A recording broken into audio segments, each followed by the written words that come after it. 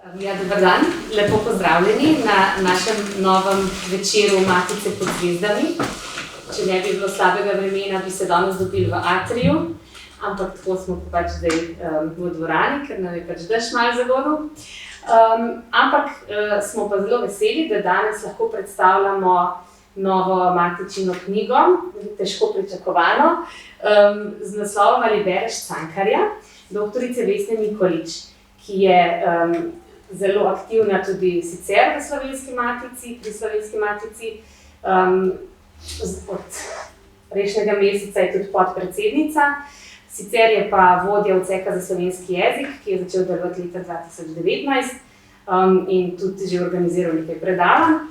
No, sicer je dr. Vesna Mikolič redna profesorica in znanstvena svetnica na področju jezikoslovja. Po osnovni izobrazbi je profesorica slovenščine in italijanščine. Zaposlena je v znanstveno-raziskovalnem središču Koper in predstojnica Inštituta za jezikoslovne študije. Pri Slovenski matici je v sozaložništvu založbo Anales izšla tudi že njena knjiga Izrazi moči slovenskega jezika, kjer se je tudi že ukvarjala s to tematiko Cankarja, ki jo bomo danes še bolj podrobno predstavili.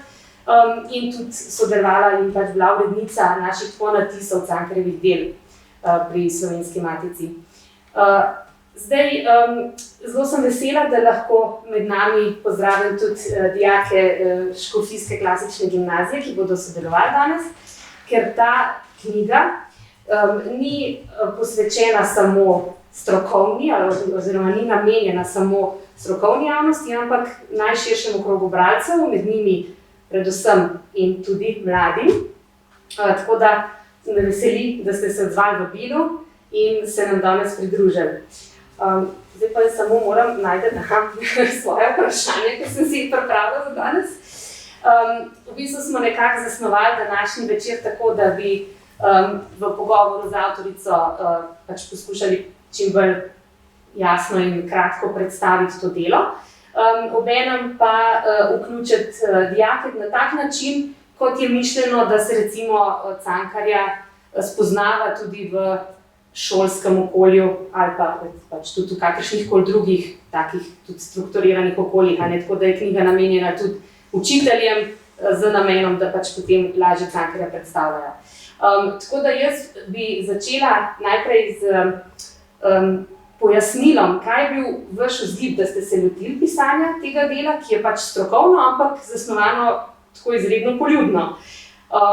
In to delo, ki ga danes predstavljamo, je po eni strani, kot rečeno, nadaljevanje vašega prejšnjega znanstvenega dela in ukvarjanje z tem velikim slovenskim pisateljem, ampak po drugi strani pa namenjeno najširšim krogu bralstva, ki jih v bistvu že z naslovom malo provokativno sprašujete, ali bereš Cankarja. Tako je, ja. Ja, torej, lep dober večer.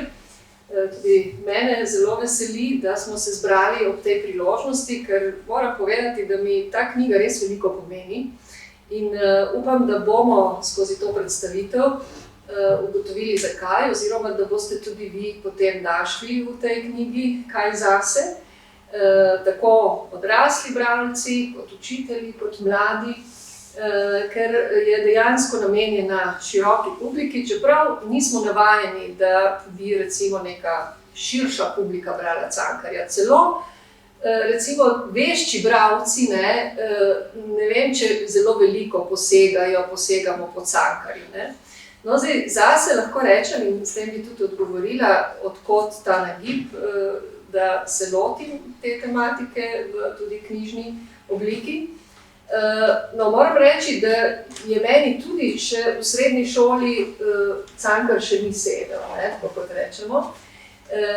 Nje pa med študijem. Med študijem, seveda na slovenistiki, pa ni nujno, da je vsem mojim sošolcem in sošolkam. Ampak meni je takrat Cankar zelo globoko zlezel, tako pod kožo, veliko sem razmišljala o njem, tudi sanjala. Tako da vem, da sem ga takrat začutila. V tistem trenutku sem prišla do neke točke, ko mi je postal blizu. No, potem seveda tudi sama nisem se več njemu posvečala. Ne? In lahko rečem, da seveda v kakšnem gledališču, ne, sem zelo rada vedno spremljala, ali pa tudi seveda študentom svojim sem vedno ga omenjala, vedno tudi, ne, ko smo pri seminarju, smo brali kakšno njegovo delo, v tem smislu, ja, je bil ta stik stalen. Ampak tako, da bi prav res globoko brala ali pa se raziskovalno ukvarjala z njim, se nisem pravzaprav do tega, ko smo na Matici se odločili, da bomo začeli izdajati ponatise njegovih del, ko se je bližala stoletnica njegove smrti. Ne? No, in tako da takrat sem obnovila pravzaprav moje poznavanje Cankarja in šla še naprej raziskovalno. Sama sem po osnovni stroki, seveda, oziroma doktorirala sem bolj iz jezikoslovja, ampak jezik me vedno zanima v funkciji, v povezavi z družbo, v povezavi s kulturo, tako da opazujem v bistvu vedno jezik kot komunikacijo in me je v nekem trenutku, to še pred Cankarjem, začela zanimati tudi povezava med jezikom in književnostjo, se pravi, kako deluje jezik v leposlovju. Se pravi, da to nista dve ločeni, mogoče ne samo pri raziskovanju se to dogaja, da ločujemo, da jezikoslovci samo jezik v neliterarnih delih obravnavamo in recimo literarni teoretiki in zgodovinari se ukvarjajo samo z literaturo in ne polagajo veliko pozornosti jeziku, razen redkih izjem. No, in enako tudi v didaktiki, ločimo didaktiko jezika in didaktiko književnosti. No, sama pravim, da sem že malo pred Cankarjem pravzaprav začela presegati to delitev in me je zanimal jezik v književnosti in sem na ta način, in tudi sem pravzaprav pri svojih urah, pri seminarju iz književnosti študente uvajamo književnost skozi jezik. In tako sem se potem lotila tudi Cankarja, ko sem morala, kot rečeno, se ga spet lotiti študijsko. In res ob stoletnici je bilo kar nekaj teh konferenc in tako in sem res kar nekaj tega raziskala tudi. Kot ste rekli, je nekaj potem eno poglavje, oziroma kar dve poglavji sta temu namenjeni tudi v knjigi o izrazih moči slovenskega jezika. Potem pa se mi je zazdelo, v nekem trenutku sem ugotovila, da pravzaprav mi ta spoznanja o njegovem jeziku, o njegovi poetiki, nudijo možnost, da pogledamo, bom rekla, drugače tudi na branje. Da nam v bistvu nekatera spoznanja, do katerih sem prišla, omogočijo drugačno branje, ali celo mogoče lažje branje. Tako da tukaj, na tem mestu s tem bi odgovorila na prvo vprašanje, od kod pobuda. In ker je torej namen te knjige v resnici brati in je tudi brati Cankarja, ne samo govoriti o njem. In eno prvo pravilo, ki ga že takoj v uvodu povem, je, da seveda lažje beremo kateregakoli avtorja, ne samo Cankarja, če ga res beremo, torej če ga začnemo brati, potem nam bo vedno lažje brati. In zato predlagam, da tudi zdaj začnemo kar z branjem.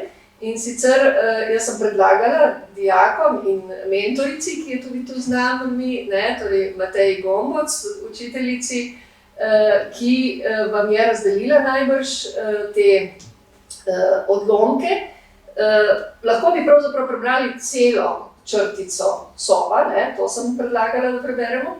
Gre za eno od živalskih črtic Ivana Cankarja, ki so vse izjemno zanimive, takih pravzaprav ni pisal nihče še v slovenski književnosti, na tak način se ni loteval živalske tematike.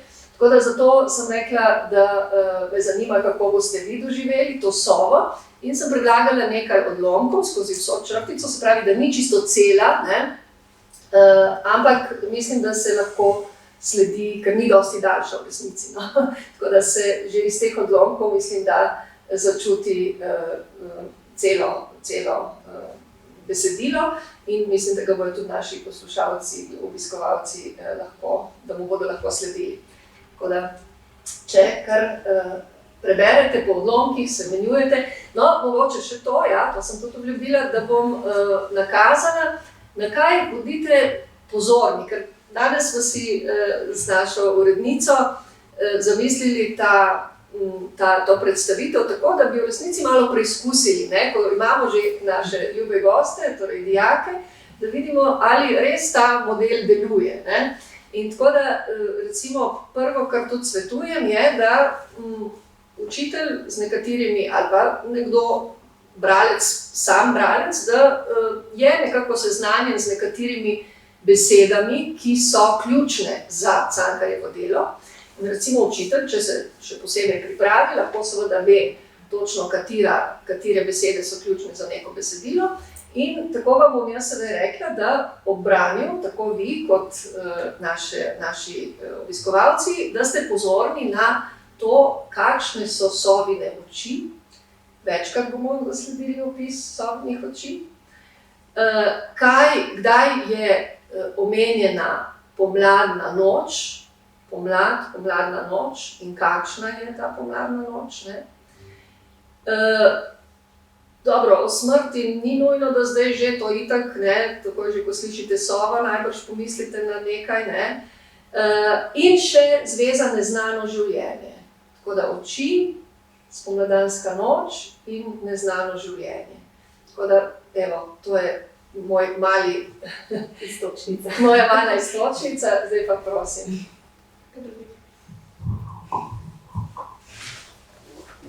Sobota popoldne je bilo.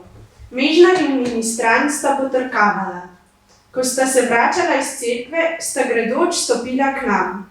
Mežnar je stiskal s šapastima rokama veliko sovo, ki je včasih srdito zamahnila s težkimi perotmi, poskušala oprasniti z jeklenimi kremplji. Lepa žival je bila, pogled njenih vdrtih, okroglih oči pa je bil strašen. Prikritega, besnega sovraštva poln, sovraštva, zaničevanja in prezira do ljudi, do sveta in Boga, sovraštva in zaničevanja do življenja, dneva in sonca. V tistem zamolklo rumenem plamenu ozkih zenic je bilo kakor najgloblje poslednje spoznanje, ob katerem bi človek okamenel. Spoznanje daleč onkraj groba, do črne brezdejnosti, iz katere se hoče zasmeh vsej trenutni klavrni vesoljnosti. Kupili smo to sobo od mrežnarja, da bi jo imeli pri hiši, kakor imajo po drugod paklige. Utaknili smo jo v veliko, zmrvo nastlano kletko.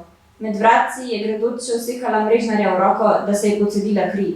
Nato je stala tiho, nepremično sredi kletke, oči globoko skrite pod sive, namršene obrvi, rumeni kljun zasekan v prsi. Če se je kdo približal, zazibal kletko, se je komaj genila, le oči so se za hip napol odprle in iz njih se je zabriskalo tisto besno, globoko, neugnano sovraštvo, ki tudi v ječi ni poznalo ne vdanosti, ne strahu. Domislil sem se tistega Vaneka, ki se je krohotal pod vizlicami, da so ga slišali na cesto. Za prvo noč smo jo spravili v prazno kamrico poleg moje izbe.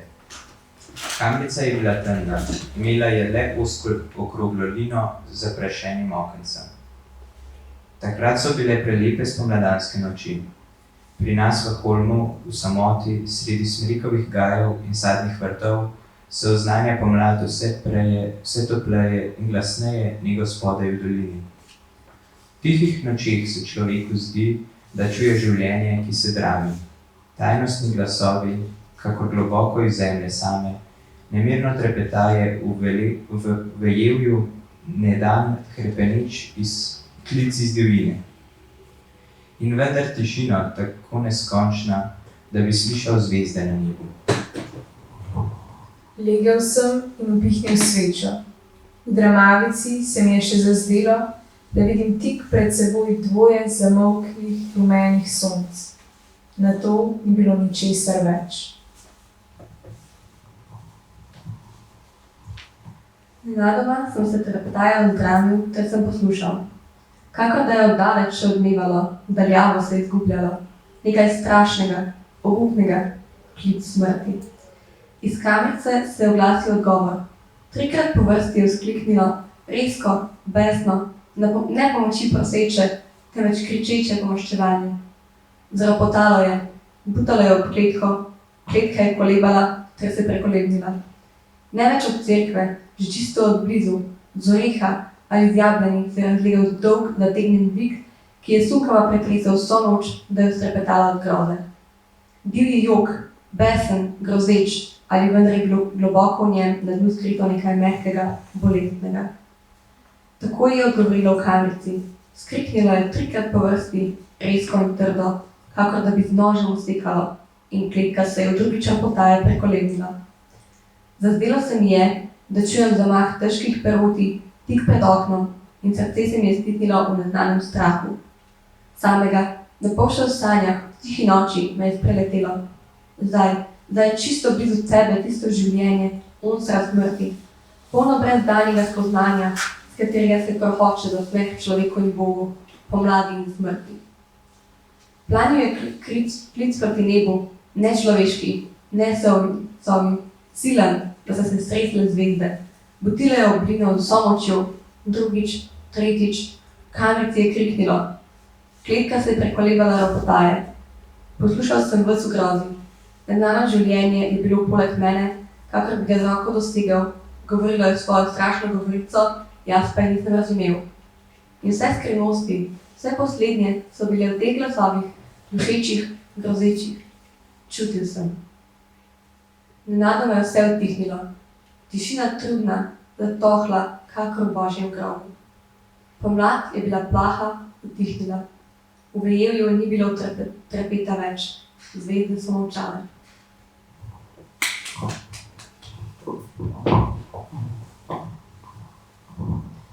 Zjutraj sem stopil v kamrico. Iz teme je zlobno in zasmehljivo pogledalo name dvoje rumenih oči.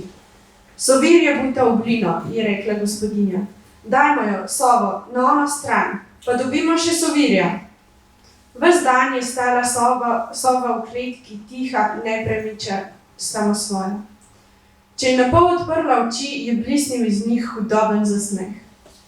Zvečer smo postavili kletko na ono stran, v izbo, kjer je spal hlapec. Tam je bilo visoko okno, dovolj široko za sovje peroti, in hlapec ga je odprl na stežaj. Vse je bilo tiho do polnoči. Že se mi je hotelo zadremati, ko me je spreletel mraz. Prišla sem svečo ter pogledal na uro. Bilo je natanko polnoči. Takrat se je oglasilo iz daljne daljave, zategnjeno, zamolklo. Vsa noč se je vzdramila in je poslušala. Ni me bilo strah, a v polusanjah sem trepetal in prešinilo je. Da bi šlo mimo, da bi ostalo v daljavi. Onkaj smrti. Bližalo se je. Zdelo se mi je, da čujem klahotanje silnih peroti. Jokajoč, krohotajoč, zloben in bolesten vik je presekal noč. Moje srce se je stisnilo, je umolknilo. Umolknilo je vse od zemlje do neba. Strmeč in trepetaj je poslušalo vse. Ničesar drugega ni bilo več. Ne zemlje, ne neba, ne zvezd, ne srca človeškega. Le vik iz brezdajnosti, rezek, neusmiljen, v dušo grabeč. Vso noč do jutra. Zjutraj je prišel hlapec v kuhinjo. Čemeren je bil in neprespan. Ne maram več te živali, pospravite jo, kamor hočete. Kaj je bilo? Nič. Veter je bil zelo butnil okno, pa je butalo, da se Bog usmili, vse do jutra. In tudi, če bi tega ne bilo, pospravite jo kam drugam, to smrt. Tretjo noč smo postavili kletko na dvorišče pred hlev. Dali smo sovi mesa na steljo, da ne bi poginila. Vso noč se je razlegalo, kakor jok in krohot, kakor bolest in zasmeh. Plahotalo je okoli cerkve, lovilo se je v vejevju. Spomladanska noč ni bila več naša. Nekaj tujega, črnega je bilo poseglo vanjo iz druge, onstranske noči. Še pred zarjo je vse nenadoma utihnilo, kakor da bi udaril. Strahotna tišina mi je legla na prsi in zaspal sem truden. Zjutraj je prišel hlapec. Poginila je. Kako poginila? V kletki je ležala soba. Razločiti se ni dala ne oči, ne kljuna. Vse je bilo skrito in zakopano v velik košat grahast šop. Ta šop je bil posut s krvavimi kapljicami, kakor z rdečimi koraldami. Zraven je ležalo truplo podgane. Glava je bila kakor s kleščami odščipljena. Oboje, sovo in podgano, zagrebel klapec v gnoj.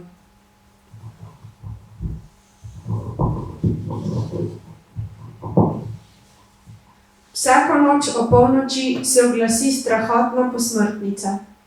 Težke peroti plahotajo okrog cerkve, med kostanji in orehi. V zategnjenem viku ni samo sovraštvo, je globoka bolest in očitanje, ki bije na srce kakor s kladilom.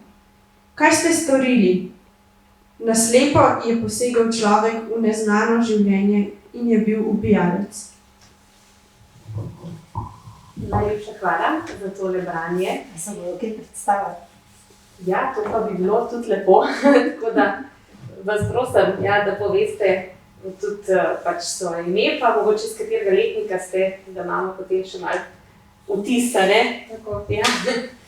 Jaz sem Leda Delfina Štari-Porenta iz 3.A. Jaz sem Manca Kavčnik iz 3.A. Matic Klavžar iz 2. Jaz sem Maja Doljak iz 3.B. Jaz sem pa Alina Žarovnik iz 3.B. Hvala.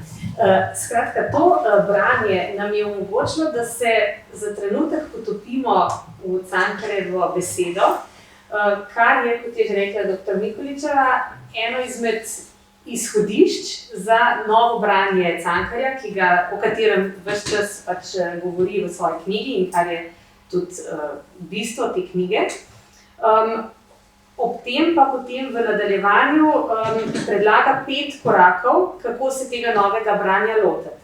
Tako da zdaj mislim, da je najboljše, da nekako sledimo tem 5 korakom in na ta način poskušamo prikazati, kakšno to novo branje bi bilo. Tako da za začetek pri prvem koraku je izhodišče, po vašem mnenju, analiza ključnih besed Cankarjeve književnosti. Kaj pokaže zdaj to vrstna jezikovna analiza, ki pa temelji na nekem avtomatskem luščenju besed iz korpusa Cankarjevih besedil? In kaj nam ta Cankarjev izbor besedišča pove o značilnostih njegovega sveta? To je v bistvu vsebina recimo tega prvega koraka. Ja, točno to. To je bilo pravzaprav glavno spoznanje teh mojih raziskav, ki smo jih prej omenjali, da je Cankarjevo besedišče pravzaprav sloni ne na zelo veliki pestrosti besed, ampak na ponavljanju nekaterih temeljnih, ključnih besed, ki pa jih ponavlja v vedno novih kontekstih, v vedno novih besednih zvezah in iz tega nastajajo neki presenetljivi pomeni. In zdaj, če na ta način pogledamo na besedilo, in bom o tem še spregovorila, se lahko potem otresemo enih občutkov, ki jih sicer mogoče imamo tudi nekdo, ki ne pozna, mislim, ki prvič mogoče zdaj sliši Cankarja, mu je seveda najbolj marsikaj pretresljivo, recimo v tej črtici, ampak mogoče ga pa, tudi glede na današnji način pisanja, odvrne mogoče neke vrste patos, ki ga čutimo v njegovih besedah. V resnici je njegov jezik zelo močan, zelo krepek, zelo nabit s čustvi in občutki, torej to zelo vse čutimo. In pravim, mogoče je za nekoga, glede na recimo sodobno prozo, ki je nekoliko drugačna kot ta, čeprav je ravno moderna, v bistvu tudi slovenska moderna, ne samo slovenska, ampak tudi je v bistvu začela s tako umetnostjo, ki jo še danes lahko z istim užitkom beremo. Prejšnje, recimo iz prejšnjih obdobij, marsikatero literaturo beremo kot dokument, čeprav mogoče vam je tudi Jurčičev 10. brat všeč ali tako, ampak vendarle je tisto mogoče malo bolj, ker morate zaradi domačega branja ali kaj posebej podobnega. Najbrž tudi Cankar zdaj tako, ampak hočem povedati, da od moderne naprej se začenja takšna besedna umetnost, ki jo lahko tudi danes z užitkom beremo, zato ker so pravzaprav osnovni koncept vsakega modernista in tudi Cankarja, on je tudi to izrecno povedal, je, da ne bo samo pripovedoval nekih, se približe, odslikoval neke realnega življenja, ampak da bo izražal svoj svet. Se pravi, da bo iz srca pisal, njegove oči so ogledalo njegove duše. Se pravi, da bo svet opazoval skozi svoje občutke. In to je pa tudi bistvo umetnosti. Bistvo vsake umetnosti je, da umetnik izrazi svoj svet, da ga pa na tak način odpre, da tudi mi lahko najdemo nekaj zase v tem svetu in gradimo svoj svet naprej oziroma si razlagamo na svoje načine. In to je moderna naredila, zato se imenuje moderna. In torej bi tudi ta besedila morali si znati, morali. Lepo je, da si jih znamo približati, da jih izkoristimo in da jih res beremo z užitkom. No, pravim, če je mogoče nekomu lahko ta, vsaj na prvo žogo, da tako rečem, ta občutek nekega patosa, neke patetike, lahko razbijemo oziroma začnemo drugače brati, če razumemo te Cankarjeve postopke. No, in prvi je, kot rečeno, te besede, ki jih mogoče mi čutimo kot takšne močne, srce, smrt, tudi oči, tolikokrat ponovljene, duša in tako naprej. Vse te besede, ki so močne, ki se jih v sodobni prozi ali poeziji radi celo izognemo, ker pravimo, da so premočne in raje z drugimi besedami nakažemo te občutke. No, ampak Cankar je pa pravzaprav, njegov jezik je močan, zato ker ravno te zelo elementarne besede, ki opisujejo neka bodisi človekova čutila, oko, sluh, usta, torej vse to, kar vidimo na obrazu. Obraz cel je zelo v ospredju njegovega zanimanja. In potem tudi, bom rekla, ta prvo okolje človekovo, njegov dom, to so tudi besede iz doma, so zelo pogoste, duri, izba in tako naprej. Se pravi, gre za to, da so te elementarne besede povezane s človekom, s osebo in z njegovim domom, pravzaprav v vsakem besedilu Cankarjega najdemo. In potem je še nekaj takih, ki vodijo seveda iz tega doma ven, to so pa potem pot, pa je klanec, pa je dolina, potem so seveda sanje, hrepenenje, ki spremljajo to pot, iz klanca v dolino ali iz doline na klanec, to bom tudi še povedala, kakšni vse pomeni so teh besed. Skratka, zdaj sem naštela nekaj besed, ki jih Cankar ponovi več kot 1000-krat ali celo več kot 5000-krat v korpusu, kjer sem zajela recimo vsa besedila, ki so objavljena na spletu, na Wikiviru, in tam je večina Cankarjevih del in iz tega sem pač potem uredila elektronsko zbirko, ampak mi pa lahko beremo tudi tam ta besedila in opazujemo recimo tudi na tak vsemi orodji, ki nam jih splet omogoča, lahko beremo tam in sledimo tem besedam. Skratka, ko sem analizirala ta korpus, sem ugotovila, da so nekatere besede prisotne v vseh njegovih delih in da jih ponavlja v različnih kontekstih in da v različnih teh besednih zvezah dobijo vedno nov pomen. Recimo, v romanu Tujci, ki smo ga tudi izdali, ponovi več kot 100-krat v tistem kratkem romanu, več kot 100-krat besedo tujec ali pa besedo z istim korenom, tujina, tuj jezik. In vsakič, oziroma ne čisto vsakič, recimo naštela sem nekaj več kot 30 različnih pomenov. Se pravi, v vseh teh kontekstih, ko se ta tuj ponovi, vsakič to pomeni nekaj drugega. No in tukaj me zdaj zanima, kako ste bili pozorni, ker recimo beseda, polnopomenska beseda, ki se največkrat ponovi v korpusu, prva po pogostnosti, so ravno oči. Torej, oči so, bomo rekli, najbolj ključna od Cankarjevih ključnih besed. In vidite, ni slučaj, da je on že programsko povedal, da bo opazoval s svojimi očmi svet in je potem tudi vse svoje literarne junake okarakteriziral skozi oči. In če greste, ne vem, tudi na Klancu, če pogledate, recimo, da greste na Wikivir, na roman Na Klancu, vnesete zgoraj oči in greste skozi ves roman, kdaj se pojavijo oči. In pogledate, kako so te oči različnih junakov opisane, boste začutili celo zgodbo. Torej vas bo vodilo, kakšna je Franska, kakšne so mama, sestra, kaj se dogaja z njo, ko hrepeni, ko je žalostna, ko je ne. Se pravi, v bistvu začutite cel roman skozi njene, celo zgodbo, celo občutje skozi njene oči. No in tukaj me zanima, kako ste, kaj lahko poveste o Sovinih očeh. Mogoče lahko tudi kaj preberete, recimo, kako so opisane oči, ali kakšne so vam ostale po branju, ob branju.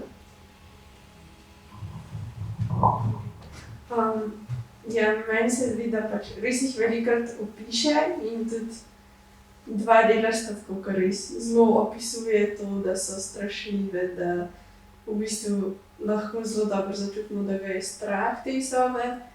Mogoče tudi zaradi tega, ker sove imajo res take živo barvne, oranžne ali pa rumene oči in če to vidiš po noč, potem se lahko zelo hitro ustrašiš. Tako da, neko tako srhljivost. Ja, gotovo, so pa večkrat opisane, če ste bili pozorni, takoj na začetku, pa potem ponovno. Vsakič govori o Sovinem pogledu, ki ga opisuje predvsem kot strašljiv, ampak zakaj je strašljiv? Ker sova, mogoče bo še, ker sova nekako že kot samo sova nekako predstavlja neko strašnost, neko noč, nek strah, mogoče tudi noč se lahko primerjene smrtjo celo in pač tudi sovi še temu primerne in mogoče res zrcalijo neko temo, smrt celo. Ja, zakaj pa mislite, ona pravi, da so, torej on, Cankar, napiše, da so polne sovraštva in tudi želje po maščevanju, to, da nosijo te Sovine oči in zato so strašljive, ker da so polne sovraštva. Zakaj bi bile Sovine oči tukaj polne sovraštva? Ja, ne vem, mislim, jaz sem to dojela kot pač sova, pač je divja živala, in ne more biti zaprta v ujetništvu. Mislim, da je bolj to, kot pač sova sicer opisana zelo dosti človeškimi čustvi, pač ker Cankar tako dojame, ampak v smislu, da hoče pobegati van in da pač ne more živeti v ujetništvu. Ja, zelo dobro ste to začutili, Točno to, on je v resnici se znal uživeti celo v živali, in jih na nek način opisal, bomo rekli, po osebju, personificiral, jih je počlovečil, po drugi strani pa ohranil, se uživel vanje kot v živali.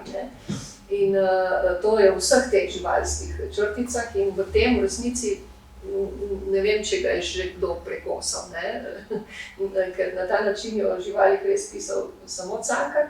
In ja, mislim, da je odtod to sovraštvo.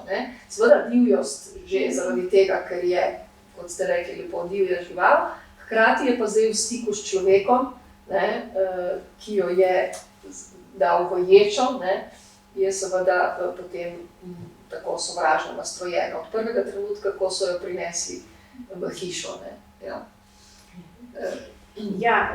S tem smo zdaj že kar precej načeli tudi vprašanje tega drugega koraka, kjer pa govorimo o moči njegovih besed. Tukaj gre pa za vprašanje recepcije, vprašanje komunikacije, ker ima avtor z svojimi bralci. In v ta namen se pa v drugem koraku preučuje, katera jezikovna sredstva Cankar uporablja, da pač prepriča bralce o svojem namenu ali pa o vsebini, o kateri govori. Tako da tukaj bi bilo zanimivo slišati, kako torej dosega moč teh svojih besed, besednih zvez, ki jih uporablja, simbolov, ki se potem pač iz tega gradijo. Tako da to je pa drugi korak.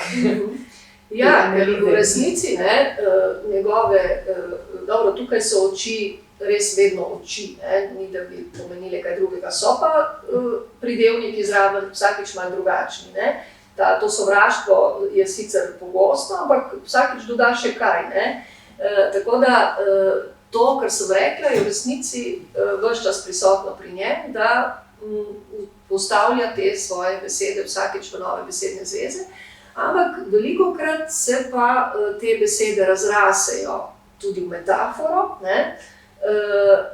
In ne samo metaforo, postanejo tudi simboli in to ne vedno na enak način. Ne? Recimo, mi poznamo zelo klanec in prvo, kar nam je torej poznano iz njegove literature, da je klanec simbol siromaštva, revščine, torej tega klanca siromakov, ki je tudi dejansko obstajal na Vrhniki, ampak lahko se to razširi v simbol revščine, siromaštva v neki celotni družbi.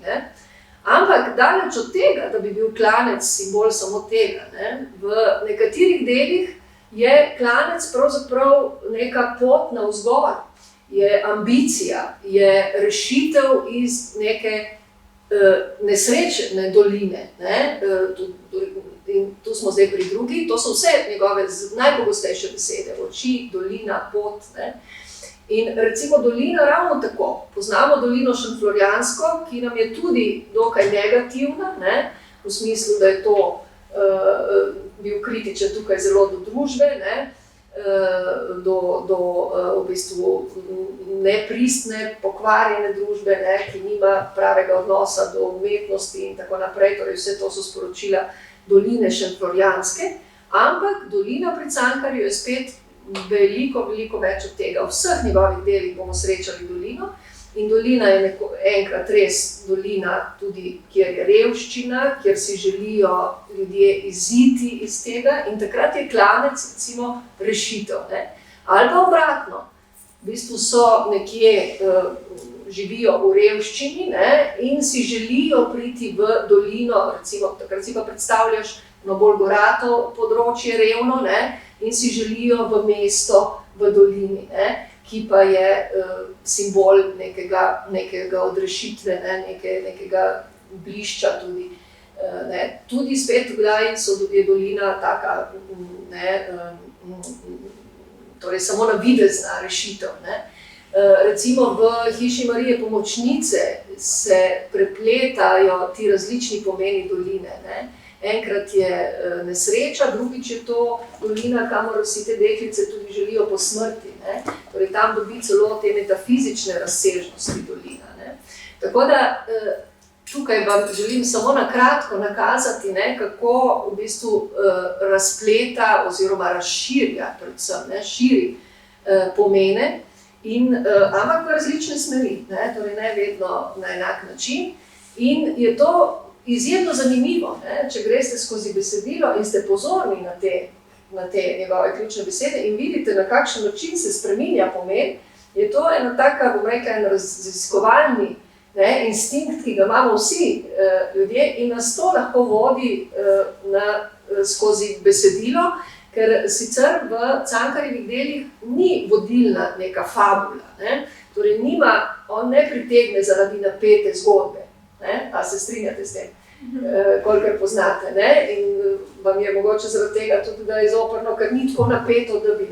Zdaj, če pa ste na ta način pozorni, kaj on počne s temi pomeni in na ta način on sestavlja zgodbo, potem vam bo, ali vam bi bilo lahko besedilo veliko bolj zanimivo. In potem so seveda še druga, v tem koraku recimo lahko opazujemo, še druga tukaj jezikovna sredstva, tukaj smo najbolj pravzaprav jezikoslovci, torej tukaj najbolj nas zanima sam jezik, namreč ne gre samo za to, da postavlja v neke besedne zveze te ključne besede, ki so v glavnem samostalniki, tudi nekateri glagoli, pridevniki, ampak gre za to, v kakšne oblike jih postavlja. In zdaj tukaj, kaj mislite, tukaj v tej sovi je zelo izrazita tale oblika in bom zdaj samo prebrala nekaj, vi ste tega pač skozi celo besedilo velikokrat srečali. Popravi, kaj menite, da je želel Cankar s tem, kaj začutite ob tem, ko je rekel, vzkriknilo je, Samo trenutek, še enkrat, moram zdaj pa jaz, najti, vse tega je veliko. Ja, planilo je.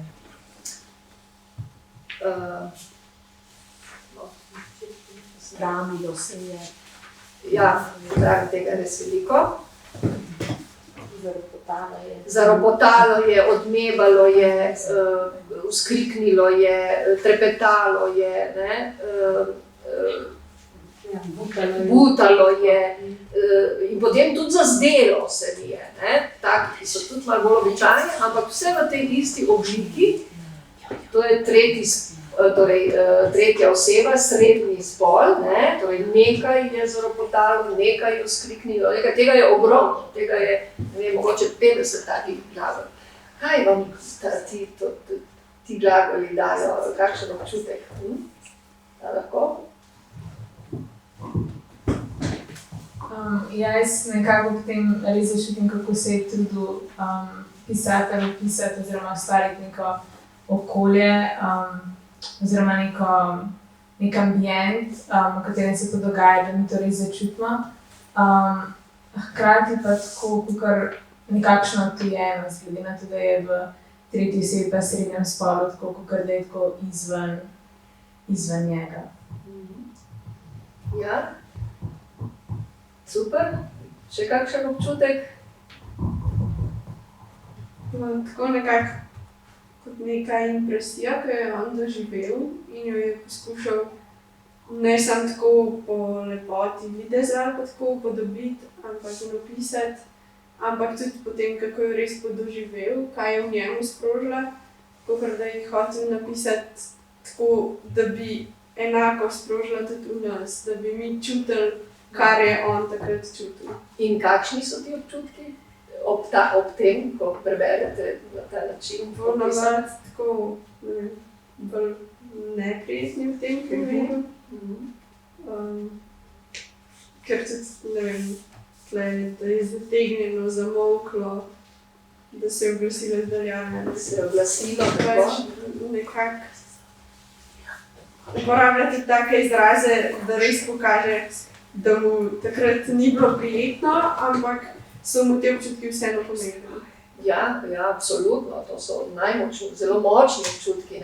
In res to, kar ste rekli, da je to nekaj izven njega, se pravi, če to čuti z neko distanco, na ta način čutimo, je tale pisec oziroma tudi osebe, ki nastopajo tu, a mislite, da so one čutile, da lahko obvladujejo to situacijo ali ne? Ali je bilo to nad njimi, izven njih? Ja, jaz imam občutek, da je bilo nekako izven njih pač tako. Mene te zvoki kar malo tako prav, ko bi jih noter v sebi zaslišala, kar malo prestrašeno. Bucalo je, zamoklo, mislim, tako. Da bi bilo pač vse izven kontrole, da bi še vse tako vrtinčalo okoli njih in ne bi mogli pač nič gledati. To je zelo lep opis. Točno to najbrž, tudi jaz to podobno čutim, mislim, da tudi vi ostali, da nekaj src preletelo, tako lepo si ste opisali. V glavnem, ja, točno to, nekaj se dogaja in ti nimaš kontrole, nekaj se okrog tebe dogaja in ti to seveda občutiš, ampak je to izven tebe. Tako da to je recimo dosegel in tudi na ta način, v tej tretji osebi, Ermine, najdete vseh njegovih delih. Tako da ste lahko res pozorni, kakšni občutki se vam vzbudijo, ko vidite to obliko. Ali pa recimo, bil je mojster ne samo povedi, da je sestavljal, tu ne bom šla zdaj čisto natančno, se boste v knjigi še prebrali marsikaj, tukaj bi samo nekaj mogoče glavnih teh sredstev in načinov izpostavila. Recimo v teh povedih, ki jih je na določen način sestavljal, je velikokrat zamenjeval običajni besedni red, tako da je dosegal posebne učinke. Recimo, ima, tu navajam nekaj primerov, recimo Martin Kačur, ste ga mogoče tudi brali, pravi, rosen in blaten je prišel Martin Kačur v poštno gostilnico. Zdaj, kako bi običajni besedni red bi bil Martin Kačur je prišel v poštno gostilnico, rosen in blaten. Se pravi, najprej osebek, potem povedek in potem še naprej ne, po teh običajnem vrstnem redu, od izhodišča preko prehoda do jedra, ne. Ampak jedro ponavadi ni osebek, ne, razen če prav vprašamo, kdo je prišel. Ne. Drugače pa to ponavadi izhodišče. On pa pravi, Rosen in Blaten je prišel Martin Kačur. In s tem, ko v bistvu izpostavi Rosen in Blaten, ne, se pravi, mi gotovo še bolj začutimo, kakšen je bil Martin Kačur, hkrati pa tudi njega postavi v bistvu na konec, ker vemo, da v slovenščini so glavne informacije v jedru, na koncu. Se pravi, da izpostavi tudi Martina Kačurja na poseben način. Ne? Smo pozorni, se pravi, bolj na izhodišče in na jedro. In tudi prehod pridobi. Torej, vse tri pozicije sedaj pridobijo na moči. Ne? To je eden od njegovih postopkov. Ne? Ali pa recimo, daleč so bile njene misli. Ne? Drugače bi rekli, njene misli so bile daleč. Ne? Se pravi, osebek in povedek. Ne? Torej, s povedkovim določilom. Zdaj pa, daleč so bile njene misli. In vidite, dobijo spet vse pozicije moč, ne? Daleč in njene misli. Ne?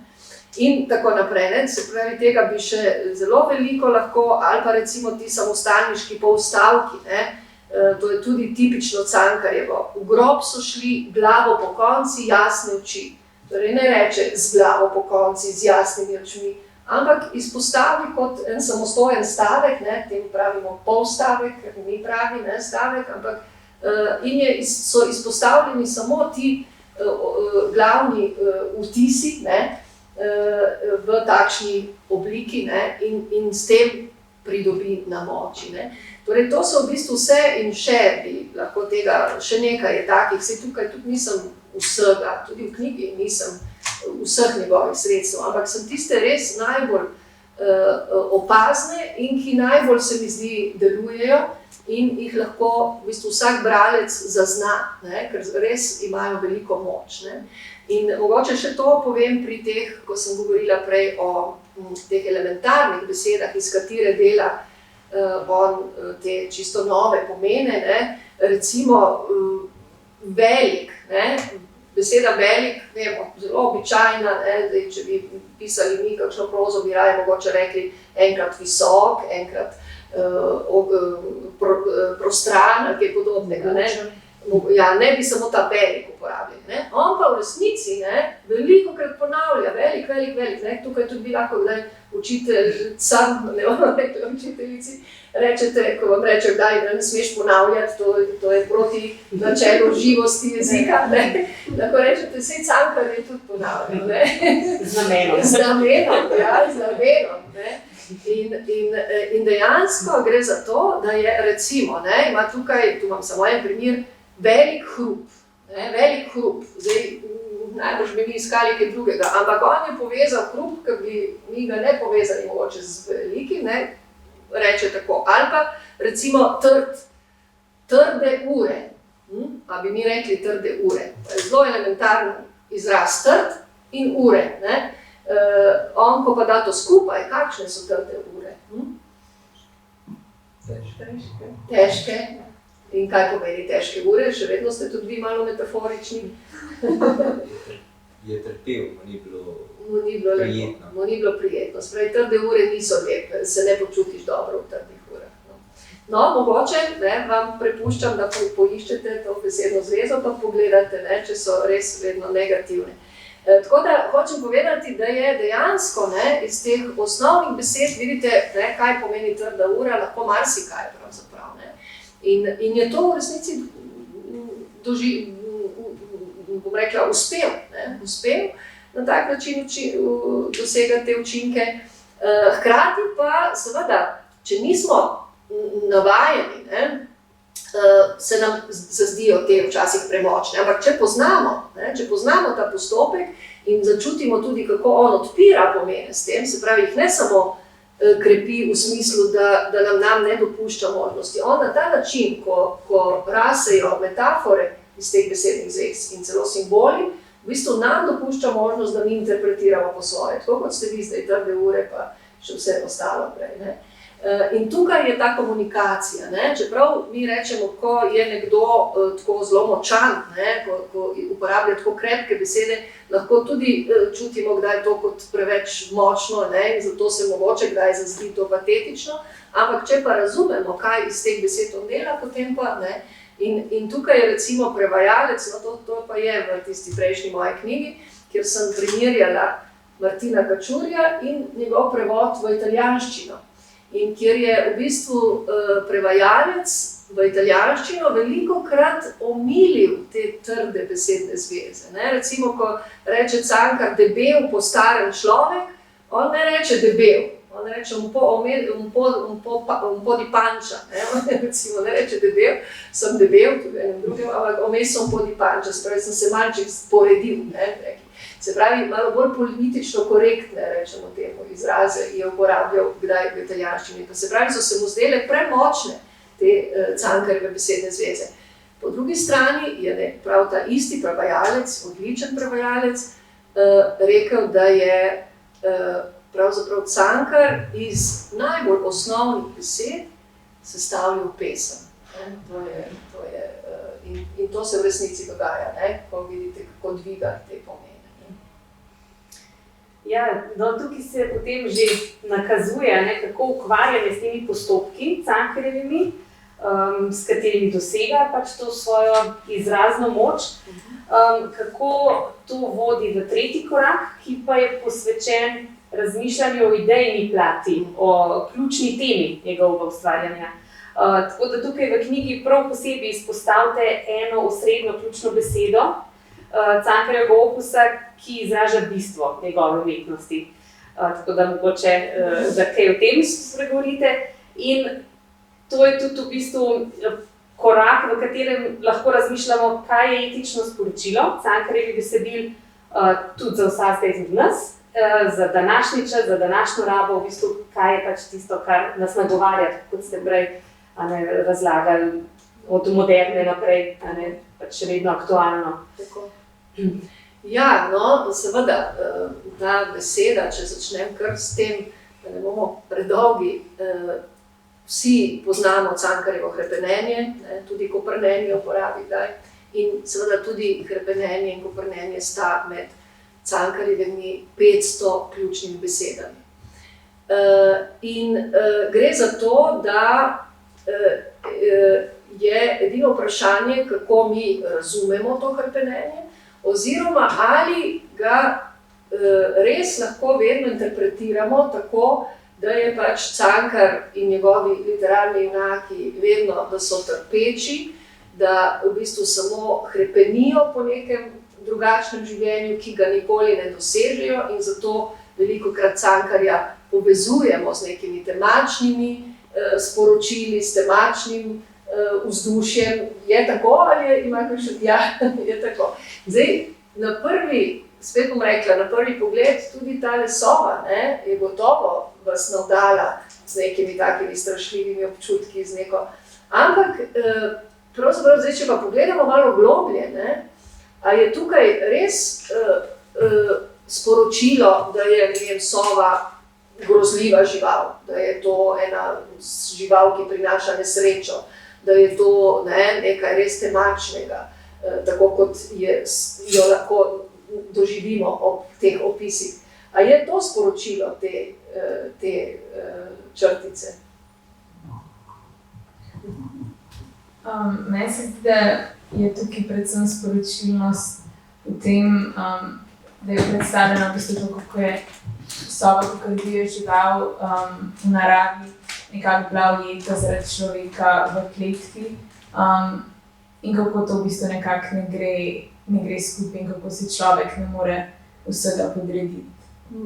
Evo, bravo, ne? To je to.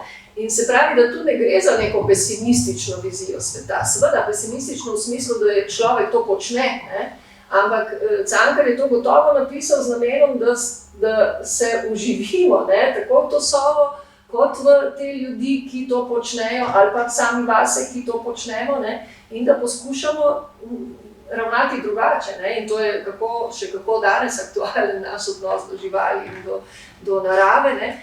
In pravzaprav lahko to ugotavljamo v vseh njegovih delih, tudi če so še tako temačni, tudi če tako kažejo na neko, bom rekla, trdo življenje, ne, tako ali drugače lahko najdemo na koncu ali eno najmanjšo luč, ne, kot je luč v oknu učitelja na klancu, ali ne, kakšen drugi, ali pa ko v Martinu Kačurju sicer on ne uspe, ampak njegove ideje so pa živijo, ne, in se dogajajo, potem berejo, ne, tudi kmetje in tako naprej. Se pravi, hočem povedati, da jaz tudi tukaj se vprašam, ne, spet zelo poljudno, ali je Cankar pesimist ali optimist, ne.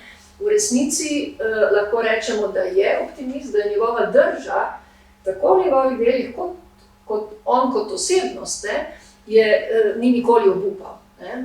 Celo v zadnjem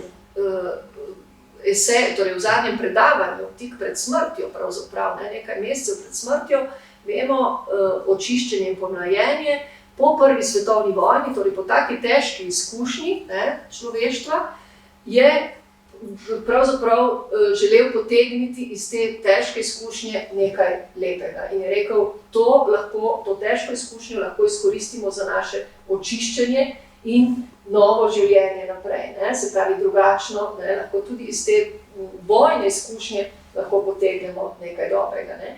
In zdaj, ko smo že pri novem življenju, ne, sicer tu gre za eden od njegovih ni zgodnejši, ampak iz njegovega zrelega obdobja, ko je bil še na Dunaju, je napisal roman Novo življenje, kjer lahko pravzaprav najdemo, bom rekla, to idejo zelo eksplicitno izraženo, ki jo lahko iščemo v vseh teh njegovih, ne, torej to njegovo vztrajanje v življenju. In tukaj recimo Franc Zadravec poda zanimiv model tega hrepenenja Cankarjevega, pravi, da v Cankarjevih delih lahko najdemo, sledimo 3 postajam v tej hrepenenjski strukturi. In sicer prva je ta, ko je človek nemočen, ko se znajde v nekem nesrečni situaciji, bodisi zaradi revščine, bodisi zaradi pač družbe, ki ne ceni, ne vem, umetnika in tako naprej, ne. Se pravi, gre za neko trpeče stanje zaradi okoliščin, v katerih je posameznik nemočen, ne.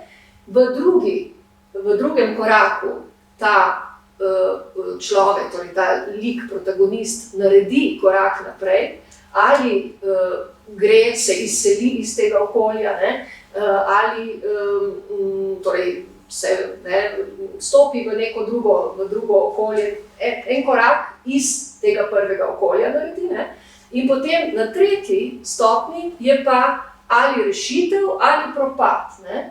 Ampak zdaj tukaj seveda pri tem propadu, ne, je, kot rečeno, moje prepričanje, da sem to pač dokazovala že v sprednji besedi k novemu življenju in sem zdaj še bolj prepričana v to, da je v resnici Cankar ni zaključil s tem, da hrepenenje te pripelje do rešitve ali ne, ampak v bistvu je že to hrepenenje, ki ga občuti, to želja po novem življenju, je del te poti in je torej že to tisto novo življenje, ne? Se pravi, prav v romanu Novo življenje, ko ugotovi, da je ves čas, ko je samo hlepel po drugačnem, torej gre za umetnika, Grivarja, ki se vrne z Dunaja, ne, misleč, da bo zdaj končno tukaj uveljavljen, da ga bodo priznali, da bo lahko v družini srečen in tako, ne, se poroči, ampak seveda on ves čas hlepi po tej uveljavitvi, ves čas zdaj bo prišlo novo življenje, ne. In šele, ko potem v eni zgodbi o grbcu, ne, ko si pripovedujejo v enem salonu zgodbo o grbcu, ki se ni zavedal svoje grbe in potem gre nekoč mimo ogledala in zagleda to grbo, ne. In takrat seveda lahko bi on rekel, ja, to je konec, ne, jaz ne vidim več rešitve, to je moja, ne, sem obsojen na to grbo. Ampak, če pa ti sprejmeš to grbo, takrat, ko se je grbec zavedal svoje grbe in jo sprejel, je on, ko ni več trpel in iskal rešitev iz tega trpljenja, ampak je sprejel, da je to del njegovega življenja, je to postalo novo življenje. Je to postalo v bistvu ta ozaveščen odnos tudi do svojih nesrečnih situacij, te utrdi in ti da seveda te voljo do življenja. Se pravi, da je že pot novo življenje, da nam ni treba, in to pa veste, da je spet tudi New Age-ovske teorije, ali pa tudi čisto psihologi vam bodo vedno rekli, ni važen cilj, važna je pot, ampak Cankar je to ves čas v svojih delih tako ali drugače dal vedeti in je tudi tukaj seveda še kako nam lahko koristen vsakemu posamezniku in družbi, ker tudi to razširi tudi na družbene okoliščine, da je pač treba ozavestiti napake, zato je tudi on zelo kritičen bil do družbe, ker je želel, da ozavesti družba te napake in seveda s tem se prizna in gre naprej in raste. Tako da v tem smislu je tudi Boris Paternoux v enih zadnjih njegovih esejev v Sobotni prilogi ugotavljal, da je na ta način Cankar gledal v teh zadnjih svojih črticah, skoraj v podobah iz sanj, ki so najbolj duhovne, da je v bistvu izpostavljal to, da je ta pot, da je v bistvu brez up že tudi up, torej da življenje v bistvu z zavedanjem teh težav, ki so sočasne s tvojo življenjsko potjo, da je to pravzaprav naš cilj. In to je Paternoux ugotavljal za Cankarjevo zadnje obdobje, ampak kot rečeno, pravzaprav lahko temu sledimo v vseh njegovih delih. In v tem smislu, če na ta način ste pozorni, potem se vam Cankarjeva dela ne bodo zdela tako mračno. Ker boste vedno našli, če boste iskali, seveda, če boste se tega zavedali, tudi ta njegova sporočila. Ja, omenili ste prej tudi Dunaj, kjer je Cankar kar nekaj časa živel in ustvarjal. In s tem ste dali dobro iztočnico, tudi potem za 4. korak, ki pa je nek širši pogled, medkulturni pogled, recimo. Tako da tukaj se pa lahko vprašamo, kakšen je Cankarjev odnos do slovenske kulture in nasploh do slovenske družbe, ker pač poudarjate, da je ta pogled lahko jasno izoblikoval dejansko šele s tem, da je bil tudi tujec, ker je toliko časa tudi gledal slovensko družbo od zunaj, tako z Dunaja, kot iz Trsta recimo, kjer je pač imel veliko predavanj in stikov. Tako da tukaj je recimo pomembno, kakšne so bile te njegove medkulturne izkušnje in ob tem, ko ste razmišljali o teh tudi ključnih besedah slovenske kulture, je zanimiva tudi primerjava njegovih ključnih besed s ključnimi besedami kulture nasploh slovenske.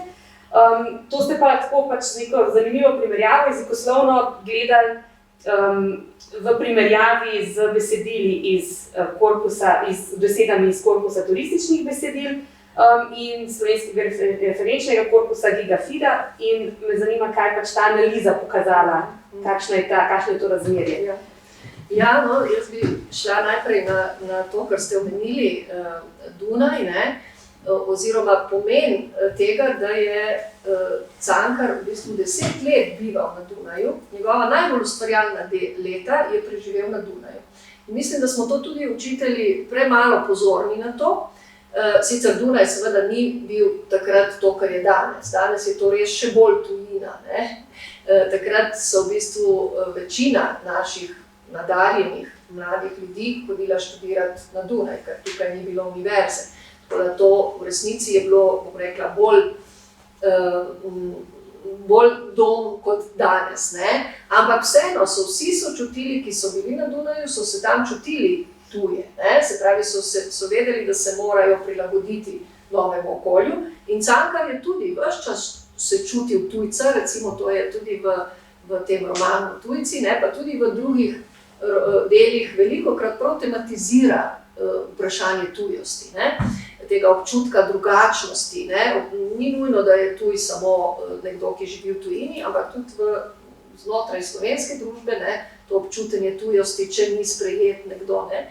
Ampak, kot rečeno, sam je to zelo močno doživel na Dunaju, kjer se ni prilagodil, čeprav je pisal tudi za avstrijske časopise, zato da je preživel, to je bila ena od služb, ampak je potem v bistvu ni prestopil v nemški jezik, ne, je ostajal, pisal v slovenščini in tudi ni opisoval toliko samega Dunaja ali pa kakšnih drugih okolij.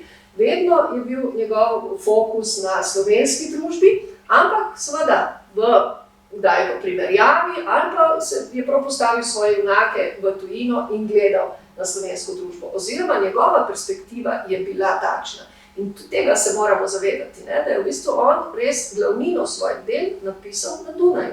In tega tudi mi, ko beremo, se ponavadi ne zavedamo, ne, kaj je pomenilo to za njegovo zmožnost, da nas je tako prečital. Ne. To pa še danes, ko gledamo predvsem drame, ki so nam najbolj lahko aktualiziramo, ne, rečemo, joj, se to še vse danes velja, ne, ko gledamo Hlapce ali pa Dolino Šentflorjansko in tako naprej.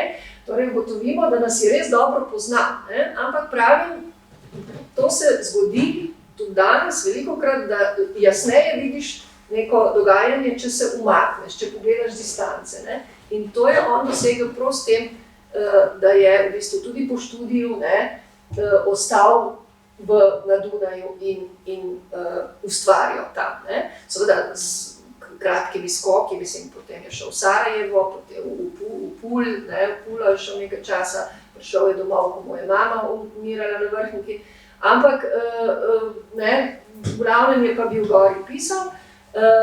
Tudi ko se je vrnil v Slovenijo, njegovi sicer skoki niso bili tako zelo geografsko gledano dolgi, se pravi, v bistvu ni veliko potoval, je pa zelo rad prihajal v Trst, torej 8-krat je javno predaval celo v Trstu delavcem, tako da tudi to, kar je potoval tudi na Štajersko, je šel nekaj na Gorenjsko, je seveda začutil ta slovenski prostor v celoti, ampak kot rečeno, ključno je pa ta njegovo dunajsko obdobje.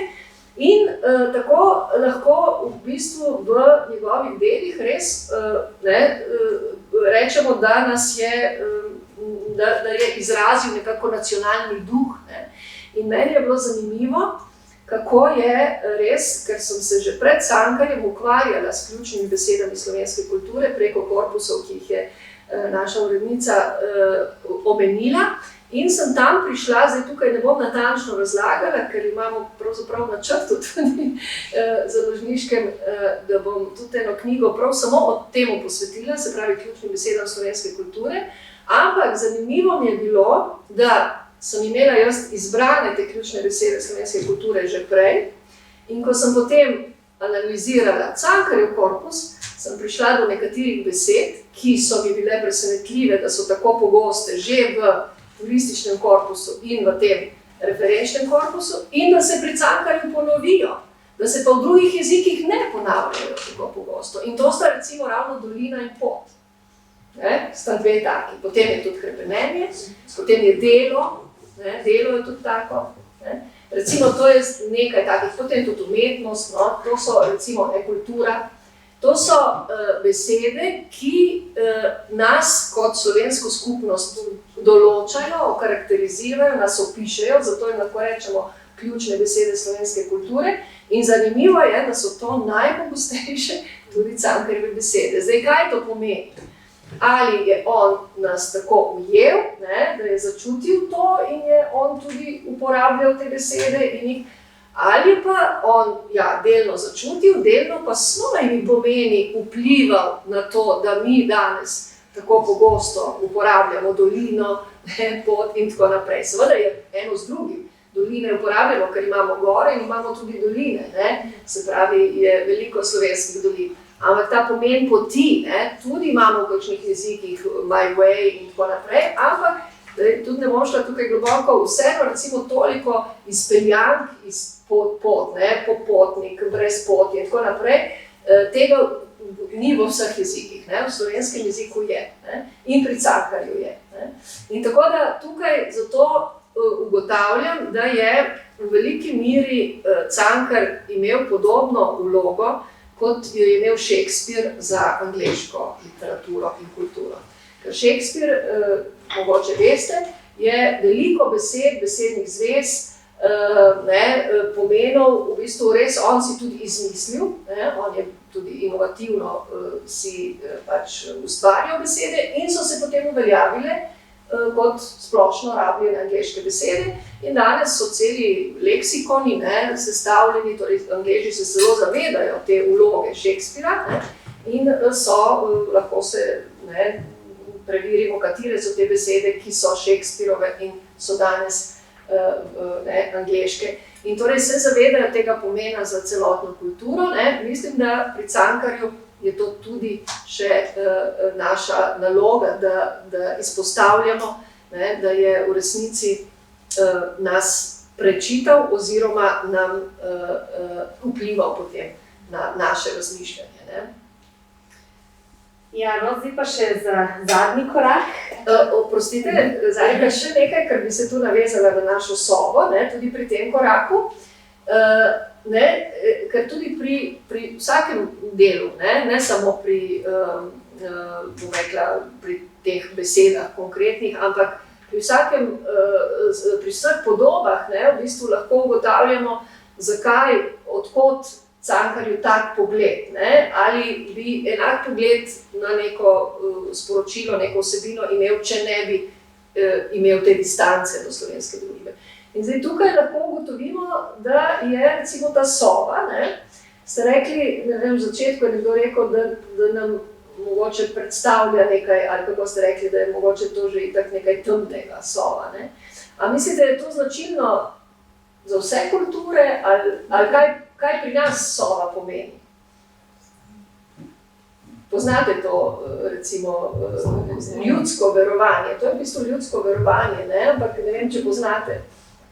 Ne vem, mislim, jaz bi si predstavljala, da je kaj kot smrt, na primer, zaradi tega, ker je že po naravi, je po noči aktivna in je plenilec in je popolnoma neslišna, pač edina ptica se mi zdi, ki popolnoma neslišno leti in ima, na primer, tudi drugače se oglaša kot druge ptice in je lahko zaradi tega že nekako je bila, so jo dojemali kot nekaj nepredvidljivega, pa tako malo odbijajočega, kot pač tudi dojemamo smrt. Kaj pa v antiki? Ja, je bila pa modrost. No, tukaj smo, ne, s pomočjo učiteljice tudi takoj ugotovili, da ni nujno, da bi sobo tako doživljali. Ne. In Cankar se je tukaj seveda naslonil na slovensko, ne, doživljanje, torej na slovensko ljudsko verovanje, po kateri res sova, če se, ne, trikrat oglasi, naj bi prinašala smrt. Ne vem, če poznate tudi iz Kekčevih filmov, ne, je tam tudi ta motiv. Tako da, vidite, to je, ne, on je tu uporabil prav, bom rekla, slovensko ljudsko verovanje in ga je izkoristil, ne, da zato tudi mi, ne, ker to imamo nekje, tudi če ne, vi ste sicer zelo lepo opisali, se pravi, se zavedate, ne, ampak tudi, če ni tako prisotno to, kot so naši babice in detki, ne, imeli to prepričanje, kaj prinaša soba, ampak nekje imamo, to je del naše slovenske kulture, ne, in je on tukaj to, zato ta namen, ne, prav uporabil sobo, ker nam daje še bolj te občutke, ne, strašljivosti, ja, bojazni, strahu, ne. Ja, no, s tem smo se zelo lepo vrnili k temu razpoloženju besedila, kar pa je v bistvu zadnji korak v tej knjigi, kako analizirati Cankarja interdisciplinarno tako z vidika jezikoslovja, kot vsebinskega vidika, ne, kot vidite, ves čas gre za preplet teh obeh pogledov. In v tem zadnjem koraku ponovno v bistvu opazujemo analizo zgradbe besedila, skladnosti, slogovnih postopkov, raznih stilističnih, estetskih prijemov, Vse z namenom, da bi današnjemu bralcu približali besedilo, ki bi mu prav tako nudili nek bralski užitek in omogočili, da začuti to moč in da razume pomen Cankarjevih besed. Tako da zdaj tukaj je v bistvu to zadnje vprašanje, ki se spet lahko tudi mogoče poveže z mnenjem tukaj prisotnih naših mladih bralcev, kako brati Cankarja, da bomo dosegli ta želeni učinek. Ja. To je v bistvu ključno vprašanje tudi te knjige. Tako, torej v tem 5. koraku, ki sem ga imenovala razpoloženje besedila, gre v resnici za to, da ko pač vstopimo v besedilo skozi besede, ko opazujemo, kaj se s temi besedami dogaja, ko potegnemo sporočila, pomene iz teh besed, iz teh postopkov, ko ugotovimo, kako on to razširi na slovensko družbo, na slovensko kulturo, ali pa kako to razmerje slovenskega in drugega, kako vse to izrazi. In potem seveda začutimo besedilo kot celoto. No, ampak, če želimo začutiti res dokončno njegovo besedilo kot celoto, lahko ugotovimo, da je tudi ta zunanja in notranja zgradba njegovega besedila zelo povezana s temi postopki, ki smo jih prej omenili. Torej, on ne samo, da ponavlja besede, ne samo, da odpira nove pomene in naše interpretacije s temi besednimi zvezami, ampak tudi struktura je ponavljajoča se, ciklična velikokrat. Tudi v črticah, dobro, lahko je tudi zelo taka trdna struktura, nek uvodno razmišljanje, pa potem kratek dogodek in potem izpelje to zadnjo misel. Ampak kako je s to sovo? Koliko noči imajo to sovo doma? Kolikokrat se ponovi pravzaprav podobno doživljanje? Tega vas nisem prej, zdaj marsikaj vprašam še kaj dodatnega, ker nisem vas prej opozorila in ste odlični. Ja, mislim, ponovi se 3-krat in potem po 3. noči pol soba umre. Torej, točno to, poskusijo kaj? Poskusijo vsakič jo dati še, vsak se jo obrani in jo dajo v novo sobo, v nov prostor, ampak ponovi se enako občutenje, se pravi, 3-krat se ponovi, in velikokrat uporablja tudi take, bom rekla, posebna števila, teh ponovitev, ampak vsekakor ta cikličnost, ali postavlja isto osebo v različne okoliščine, ali različne osebe v iste okoliščine, to dejansko nam to občutje potem utrdi v nas na ta način. Se pravi, nima smisla tukaj iskati samo tisto zgodbo, kaj se bo zgodilo, ampak dejansko sledite, pogledajte, spet se je to zgodilo. In vsakič globlje to začutimo. Se pravi, ta cikličnost, to ponavljanje tudi motivov je pomembno za občutenje njegove proze in tudi dramatike, povsod je to tako. Obenem pa, če se na tak način besedilu prepustimo, da opazujemo to ponavljanje, da opazujemo ponavljanje besed, da opazujemo res učinek teh ponovitev, bomo hitro začutili Cankarjev ritem. Se pravi, on tako s ponavljanjem besed, kot s ponavljanjem motivov doseže poseben ritem. In zato je pomembno, da si v začetku vzamemo čas, da preberemo, da se čisto prepustimo temu ritmu, da ne razmišljamo samo o tem, kaj bo zdaj pa, kaj se bo zgodilo, ali pa ali je to zanimivo ali ne, ampak da se prepustimo tem besedam, ki se ponavljajo, da se prepustimo, da začutimo to ponavljanje motivov in seveda, da začutimo potem tudi ta, dejansko tudi, ritem besedila, ki je tudi zaradi teh posebnih jezikovnih sredstev, ki smo jih omenjali, tudi tega besednega reda, tudi več stavčnih povedi, v resnici to že skoraj ritem, ki je v poeziji. In tako da lahko res v tem ritmu uživamo.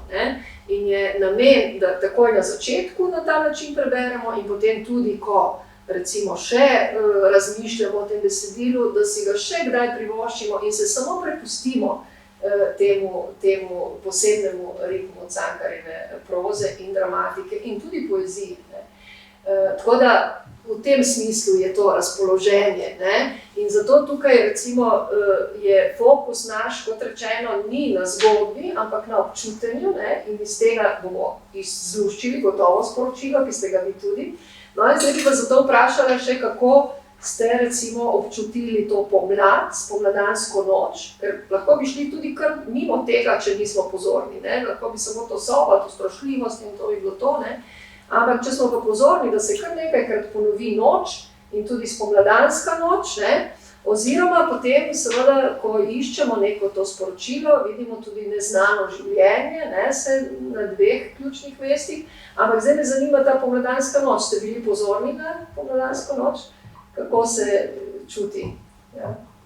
Ja, mislim, da se dvakrat ponovi nek opis pomladanske noči in Cankar v bistvu to noč zelo tako pozitivno sprejema in mu je zelo prijetno, sam pač pol, ko spet pridemo ti v sobe, postane vse nekako strhljivo, pa ko pride polnoč, pa tako dejavniki, ampak načeloma ima pa zelo lepe občutke. Ja, ne, točno to. Mi čutimo v začetku to lepo spomladansko noč, to trepetanje, ne, to so taki glagoli, ki jih na ta način, da jih začutimo, ampak seveda se ta noč spreminja, ne. Skupaj s tem doživljanjem sobe se spreminja tudi spomladanska noč, ne. Tako da to, vidite, spet to ponavljanje motivov in besed, vidite, da nam pove, ne, da nam izrazite različna občutja in prispeva k sporočilu, ki pa je povezano tudi s to zvezo neznano življenje, ne, kako ste pa to doživeli, kaj mislite, kje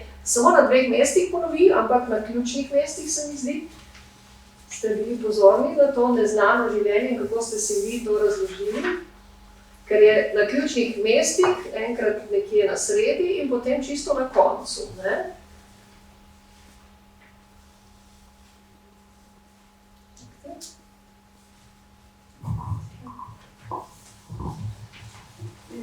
Jaz sem tukaj na koncu, no, da me sem tako res opazila. In gre mogoče spet za tisto, kot smo že večkrat omenjali, da nekako si človek, da mora se ga potrebiti, da se je potrebiti to sobo in v bistvu zaradi te človeške narave, potem v bistvu tudi nekako trpi, ponoči mogoče, no.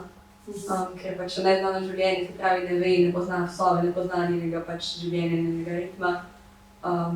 In v bistvu jo sodi po sebi in zato potem bil ubijalec. In on kriv za svojo usodo. Tako, ne, vidite, to, kar ste vi že prej ugotovili, ampak če gremo prav skozi te besede, skozi to besedno zvezo neznano življenje, ki jo omeni prvič, ko doživi, ne, ta protagonist pravi, poslušal sem vas v grozi, neznano življenje je bilo poleg mene, da bi ga z roko dosegel. Se pravi, tako zelo blizu je bilo to neznano življenje. Se pravi, to ni nekaj abstraktnega, to je nekaj konkretnega, obenem pa izjemno neobvladljivega, izjemno nerazumljivega človeku. Ne? In na koncu, kako končamo, mogoče, če preberete še zadnji stavek vi. Na slepo je posegel človek v neznano življenje in je bil ubijalec. Se pravi, res je to, kar ste lepo povedali, ne? To neznano življenje, ki ga je on začutil, ampak ga ni razumel, ne? In kljub temu, ne, da ga človek tega neznanega življenja ni razumel, so oni posegli v to neznano življenje. Ne? Se pravi, da ni sova nič kriva, ne? Da je bila takšna, kot je bila in da so se jo potem ljudje bali. Ne? Sami ljudje so to povzročili. Tako da vidite, kako, bom rekla, iz enih. Če govorimo samo na pamet, ne, je nekaj. Če pa gremo prav v te konkretne besede in ugotavljamo, kako je sovo, s temi besedami, kako je opisana in na katerih mestih so, bomo to sporočilo še globje doživeli. Ne.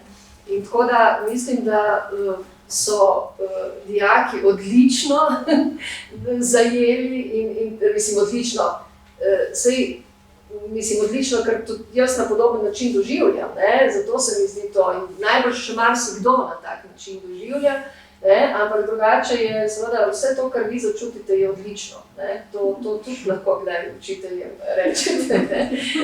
Če znate povedati, pokazati, evo, ta besedna zveza je to, kar me je navdala s tem občutkom, potem imate vi prav.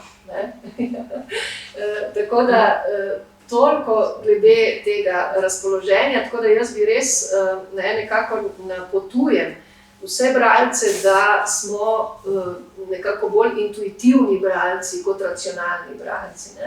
Da k umetnosti pristopamo bolj sproščeno, da jo poskušamo začutiti, besedno umetnost, in potem se nam bo gotovo dosti bolj razprla, kot če bi poskušali na silo vleči neka sporočila iz umetnosti. In je pa seveda priporočljivo, da, in s tem bi mogoče lahko tudi začeli, bom pa nekako zaključila s to mislijo, ki je pravzaprav tukaj v uvodu, da je priporočljivo, da vendarle dosti lažje se bomo prepustili leposlovnemu delu, če bomo prej nekaj vedeli, bodisi o avtorju, bodisi o njegovem svetu, o njegovih, jaz pravim, ključnih besedah. In zato se mi zdi, da je lahko dobrodošel ta spisek. Jaz sem tukaj sestavila spisek 500 ključnih besed Cankarjevih, tako da tukaj imate v prilogi po pogostosti 500 Cankarjevih ključnih besed in tudi po abecedi, da lahko hitro poiščete. In če verjamemo nekaterim spoznanjem o učenju tujega jezika, ki pravijo, da če obvladamo, torej da 400 besed, oziroma 250 besed je takih, ki pomenijo osnovo, tisti prvi prag za poznavanje, da rečemo, da lahko se mogoče malo znajdemo, tiste, ki se res uporabljajo čisto vsak dan v vsakem jeziku. In potem 700 je takih, da lahko rečemo, da se znajdemo, ko gremo v tujino. In se pravi, da recimo 500 besed je nekje vmes in če poznamo te besede in če smo pozorni na to, kako s temi besedami Cankar ravna, bomo po moje zelo lahko vstopali v njegov svet, ker bomo videli samo, kaj on s temi besedami počne in nas bo samo gnalo naprej, ko bomo poznali besede, ki smo jih predtem, recimo v tej knjigi, ali pa sami recimo z raziskovanjem, ampak ki smo jih pač spoznali. Namen je pa res čisto tak, da pač preko teh besed približamo Cankarjev svet in da se mu potem res lažje prepustimo. Ja, bomo s tem zaključili. Upam, da smo vam zdaj na tak skupen, lep način dobro prikazali, kakšen naj bi bil ta pristop nove bralne strategije, novega branja Cankarja in si želimo, da bi čim več ljudi zdaj na to naslovno vprašanje, ali bereš Cankarja, z veseljem in s ponosom odgovorilo ja. Tako da ob tem bi se res zahvalila avtorici za pač njen trud pri tej knjigi in za to super predstavitev in pa zelo in predvsem tudi vam, ki ste sodelovali danes. Ob tem naj še poudarim, da si Slovenska matica zelo želi sodelovanja z mladimi. V ta namen imamo tudi že nekaj let ustanovljen klub mladih. Ne vem, če vam je mentorica to že kaj omenila, ob tem ste se s svojim sodelovanjem tudi nam dali neko priznanje in v bistvu pohvalo, oziroma pač ste tudi vi nas sprejeli kot nekega sogovornika in ste toplo vabljeni v ta klub mladih in upam, da bomo v prihodnje še velikokrat sodelovali. Tako da s tem bi jaz zdaj zaključila današnji. Mogoče samo še eno zahvalo. Jaz bi se rada vendarle zahvalila najprej urednici, tajnici naše Slovenske matice, ki je bdela nad knjigo in moram reči, da čeprav malo sem jaz zavlačevala zaradi vseh mogočih obveznosti, po drugi strani sem pa želela, da čutila sem odgovornost do te knjige in je potrpežljivo stala ob strani, hkrati pa zelo pozorno stala ob strani In tako da res najlepša hvala in seveda hvala tudi Slovenski matici nasploh, tukaj imamo tudi še člane, ki so pač uvrstili to v program in upam, da bomo res uspeli s temi in tudi seveda oblikovalcu, ki mislim, da je z nekaterimi rešitvami zelo dobro pač približal nekatere dela, kako moja želja je, da recimo s temi okrepljenimi naslovi, da hitro vidite, o katerih delih je govor in da potem pogledate o tistih delih, ki vas zanimajo. Sicer pa mislim, da je knjiga res dokaj pregledno napisana in upam, da jo boste prebrali, da boste v teh 5 korakih uživali, tako mladi, starejši, učitelji in tako naprej. Ja. Da vabljeni k branju. Zdaj pa tudi še na eno kratko pogostitev, da se še malo spoznamo, še kakšno rečemo še v nadaljevanju tega večera. Hvala.